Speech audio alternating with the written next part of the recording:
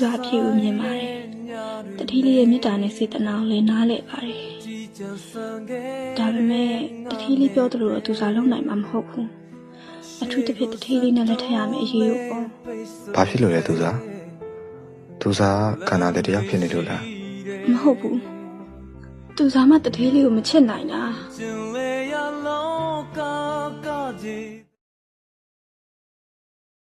မင်္ဂလာပါဒီနေ့ကျွန်တော်တို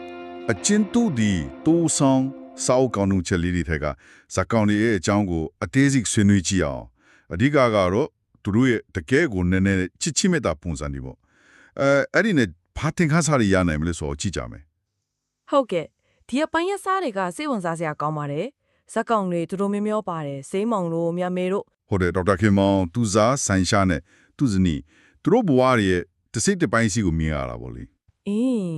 ေသူတို့ရဲ့ဆက်ဆံရေးတွေအသွေးစိတ်ခံစားချက်တွေပြီးတော့သူတို့ရင်ဆိုင်နေရတဲ့အခြေအနေတွေဒါတွေကနေသူတို့အချစ်ဘလို့ကြီးမားလဲဘလို့ပုံစံရှိလဲဆိုတာကိုခံမှန်းကြည့်လို့ရတယ်ဟုတ်ပါဒါပေမဲ့စိတ်ဝင်စားစရာကောင်းတာကသူတို့အချစ်တွေကအရန်နှဆိုင်တယ်လို့လေ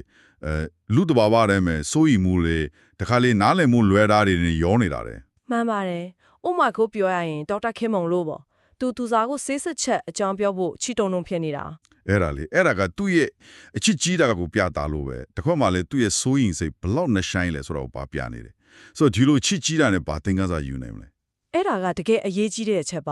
သူတို့ရဲ့ချစ်ကအဖြူမူတွေကနေမြင်တာတယ်ဥမာသူစားရဲ့စကားတစ်ခွန်းရှိတယ်လေရှင်ကကျမတက်တော့အရာရာပါပဲဆိုတာအဲ့ဒါတော့ထိမိတဲ့စကားပဲဟုတ်ကဲ့လုံးဝပုံအပ်ထားတဲ့အရာအားကိုယုံကြည်တဲ့ချစ်ချင်းမျိုးပေါ့ဒါကအချစ်ရဲ့စွမ်းအားကိုပြတယ်ဒါပေမဲ့တစ်ဖက်မှာလည်းအဆုံးစုံထိမိခွန်မှုရဲ့အန်တဲ့ရှိမလားလို့မိကွန်းထုတ်ရှာဖြစ်စေတယ်လေဟုတ်တယ်အဲ့လိုလုံးဝပုံအပ်မှုကိုတုံးပြတဲ့ဒေါက်တာခင်မောင်ရဲ့စကားကလည်းအားရှိတယ်ခင်ဗျားအတွက်ကျွန်တော်ရှိပါတယ်ဆိုတာဟုတ်ကဲ့ကတိကဝတ်ပဲသူ့ရဲ့ကာကွယ်ဖိတ်ခြင်းတဲ့စိတ်တာဝန်ယူခြင်းတဲ့စိတ်ကသူ့မေတ္တာရဲ့အဓိကအပိုင်းပဲပေါ့ဒါမဲ့ခုနပြောသလိုအဲ့ဒီစေးစစ်ချက်ခိဆောင်မှာချီတုံတုံဖြစ်နေတာကအဲ့ကာကွယ်ခြင်းတဲ့စိတ်ကပဲအမှန်တရားကိုရင်ဆိုင်ဖို့အတားဆီးဖက်သွားစေသလားလို့စဉ်းစားစရာပဲအဲ့ဒီပြောဖို့ဝင်လေးသွားတဲ့ဒါချစ်ကြီးချင်းရဲ့ရှုပ်ထွေးတဲ့သင်ခန်းစာတစ်ခုပဲကောင်းစေခြင်းတဲ့စေတနာကပဲနားလည်မှုလွဲတာကိုဖြစ်စေနိုင်တာမျိုးဟုတ်ဆန်ရရဲ့ဇလန်းမှာလည်းကြည်လေသူဇနီးကိုမင်းမရှိရင်မဖြစ်ဘူးလို့ပြောတာကသူ့ရဲ့နှဆိုင်တဲ့အချစ်ကိုပြောတယ်ဒါပေမဲ့တစ်ဖက်မှာကျတော့အဲ့ဒါကသူ့ရဲ့အားငယ်မှုမိခိုမှုကိုလည်းပြနေပြန်ရောဆန်ရရဲ့အခြေအနေကဒေါက်တာခင်မောင်လည်းတော့နည်းနည်းကွာစလို့ပဲနော်ဒေါက်တာခင်မောင်ကသူ့စားကိုစိုးရင်တာကာကွယ်ချင်တာကအဓိကဆန်ရကြတော့ကိုအားနေချက်တည်မပြည့်စုံမှုတွေကြားတဲ့ကနေသူဇနီးကိုဆွဲထားခြင်းတဲ့စိတ်ဆုံးရှုံးရမှကြောက်တဲ့စိတ်ပိုးပေါ်လွှမ်းနေတယ်လို့ပဲဟုတ်ကဲ့တတိထားမိစရာအချက်တဲ့ဇက်ကောင်တယောက်ချင်းစီရဲ့အချစ်ပုံစံလာကွဲပြားလေဆန်ညာရဲ့အချစ်မှာသူ့ကိုယ်ပိုင်မလုံခြုံမှုတွေပါနေတယ်အယိတ်ထင်နေတယ်အဲ့ဒါကြောင့်လေတခါတလေနားလည်မှုလွဲတာတွေအပြစ်တင်းတယ်လို့ဖြစ်သွားတာတွေကြုံရတာပေါ့ဒါတွေကအချစ်ဘလောက်စစ်မှန်ပါစေလူဆက်ဆံရေးမှာရှောင်လွဲလို့မရတဲ့အပိုင်းဒီဆိုတဲ့သင်ခန်းစာပဲများမင်းလို့ဇက်ကောင်ရဲ့အထီးကျန်တဲ့ခန်းစားချက်မျိုးကလည်းဒီသဘောကိုထောက်ပြနေတာချစ်တဲ့ခင်တဲ့သူရဲ့ရှိနေပေမဲ့လည်းတစ်ခါလေးမှအထီးကျန်နိုင်တယ်ဆိုတာမျိုးဒါဆိုရင်အဓိကသင်ခန်းစာကအချစ်ကြီးတိုင်းအရာရာချောမွေ့နေမှာမဟုတ်ဘူးလူတဘာဝအားနည်းချက်တွေစိုးရိမ်မှုတွေနဲ့အမြဲရောရနေတတ်တယ်ဆိုတာမျိုးပေါ့တန်တိုင်းချက်ကလို့အချစ်မျိုးမဟုတ်ဘူးပေါ့တိကျကြပါပဲဒီဇက်ကောင်တွေရဲ့အတွဲကြုံကပြနေတာကနှဆိုင်တဲ့အချစ်ဆိုတာပြဿနာတွေအခက်ခဲတွေလုံးဝမရှိတာကိုပြောတာမဟုတ်ဘူးလေဟုတ်တယ်အဲ့ဒီပြဿနာတွေစိန်ခေါ်မှုတွေကြားတဲ့ကနေဆက်တွယ်မှုမပြတ်အောင်တန်ရောစဉ်ခိုင်မြဲအောင်စူးစမ်းရတဲ့အဲ့ဒီရုန်းကန်မှုကိုယ်တိုင်ကအချစ်ရဲ့ကြီးမားမှုကိုပြနေတာရုန်းကန်မှုပေါ့ဟုတ်တယ်နားလည်မှုခွင့်လွှတ်မှုတွေလိုအပ်တယ်လို့စိုးရင်စိတ်တွေတကူခေါင်းဆန်ချင်တာတွေနားလည်မှုလွဲတာတွေကိုလည်းကြော်ဖြတ်ရတာပေါ့ဟုတ်တယ်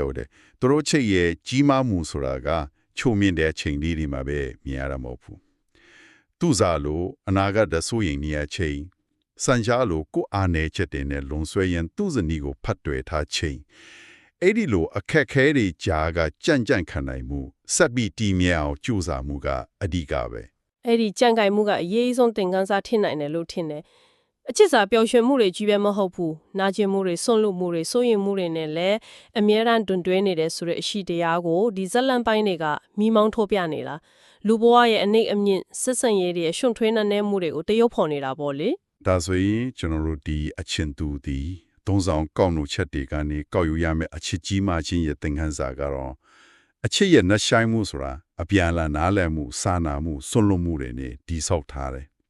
ဒါပေမဲ့တစ်ချိန်တည်းမှာပဲစိုးရိမ်မှုအတ္တနားလည်မှုလွယ်မှားမှုတွေလို့ရှုပ်ထွေးမှုတွေကိုရင်ဆိုင်ကျော်လွှားရင်းနဲ့ကြိုးပမ်းမှုကနေတက်သေးပြနေတယ်ဆိုတာပဲပေါ့နော်ဟုတ်ပါတယ်ဒီဇက်ကောင်တွေရဲ့ပြင်းပြတဲ့ချစ်ချင်းမေတ္တာသူတို့ရင်ဆိုင်ရတဲ့စိန်ခေါ်မှုတွေနဲ့ကြံ့ကြံ့ခံရည်တည်မှုတွေကလူသားဆက်ဆံရေးရဲ့ဖက်ပေါင်းစုံကိုတကယ်ပဲထမ်းပြနေပါတယ်ဒါကကျွန်တော်တို့ကိုစဉ်းစားစရာမေးခွန်းလေးတစ်ခုခြံထားခဲ့တယ်လို့မြင်နေဟုတ်ကဲ့ဘယ်လိုမေးခွန်းမျိုးပါလဲအဲ့ဒါကတော့လေဒီလိုစိတ်ကူးရင်ဇက်ကောင်တွေရဲ့ပြင်းထန်တဲ့ရုန်းကန်မှုတွေသူတို့ရဲ့မှာပြည့်စုံချစ်ချင်းတရားတွေကိုစင်ញုံသုံးသက်ခြင်းအပြင်ပေါ့နော်ကျွန်တော်တို့ရဲ့တကယ်လက်တွေ့ဘဝဆက်ဆံရေးတွေမှာကြုံတွေ့ရတဲ့ရှုပ်ထွေးမှုတွေကိုပိုပြီးနားလည်ဆန္ဒမှုရှိရှိနဲ့ဘလို့ချင်းကပ်နိုင်မလဲဆိုတာပါပဲ